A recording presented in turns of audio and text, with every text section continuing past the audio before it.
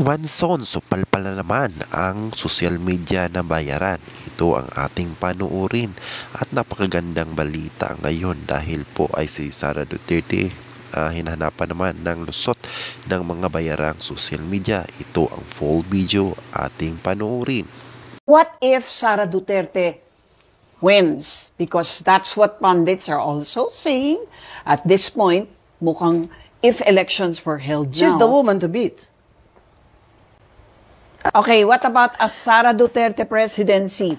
Because some sectors are also saying change must happen, government must correct itself, but we should make sure that there should be no more Duterte in government. Oh, so ikaw, anong basa mo naman? Sino ba yung nagsasabi na no more Duterte? Maraming ganon. Sa mga protest, ganito gusto lang, may DDS, gusto din may naman, church, at saka syempre yung left, di ba? gusto din naman lang kasi sila mong presidente.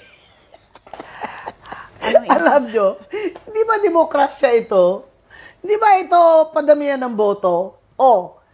Galit kayo kay Sara Duterte kasi hindi nyo talaga kaya. Kahit anong gawin nyo, anong ginawa ngayon ng mga congressman. Pinasa ang budget niya without any question. Courtesy na daw. Hina mo kung ano kayo ka. Mga balimbing kayo. Wala pa nga 2027 lalaro na kayo kasi baka sakaling magpresidente yari kayo. That's how you read it? Yeah. Na pumapwesto na parang nakita na nila na nawala na ng poder. Gusto nyo lang, not another Duterte. Bakit? Gusto nyo iba? Sino? Sino ang gusto nyo? Sige, I will answer you, but you answer me now. Sino bang gusto nyo para alam ko rin kung sino ang boboto ko? Si Bam Aquino? Not another Aquino. Sabi nyo, wala nang dilawan.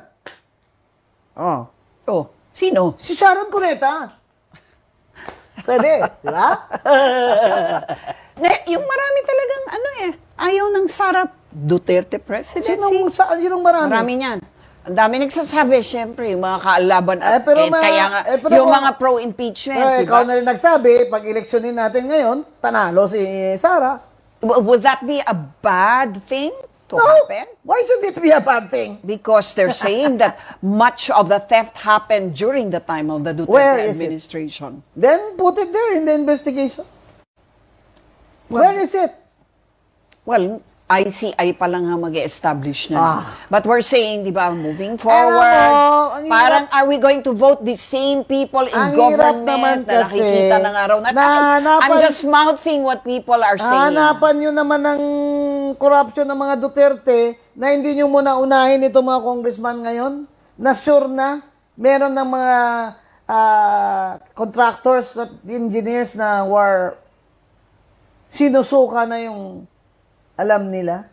May witness kayo dyan against Bulong Duterte. Why not? Ilagay nyo dyan sa investigation commission nyo. No one should be spared. Di ba? Pero yung Pulong got 51 billion. How much did Romualdez get? Right? But do you trace any flood control funds in his name? Wala, di ba?